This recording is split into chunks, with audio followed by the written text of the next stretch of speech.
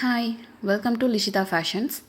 நிறைய பேர் உங்களோட ஸ்விமிங் கிளாஸில் அப்படி டிஃப்ரெண்ட்டாக என்ன டீச் பண்ணுவீங்க அப்படின்னு கேட்டிருந்தீங்க. ஒரு சீம்லெஸ் ப்ளவுஸ் எப்படி ஸ்டிச் பண்ணுறதுன்றது தான் என்னோடய கிளாஸஸில் நான் சொல்லி கொடுத்துட்ருக்கேன். இப்போ இந்த ப்ளவுஸ் பார்த்தீங்கன்னா நெக் சைடை உங்களுக்கு எந்த ஸ்டிச்சஸும் விசிபிளாக இருக்காது. அதே மாதிரி ஃப்ரண்ட்லேயும் விசிபிளாக இருக்காது.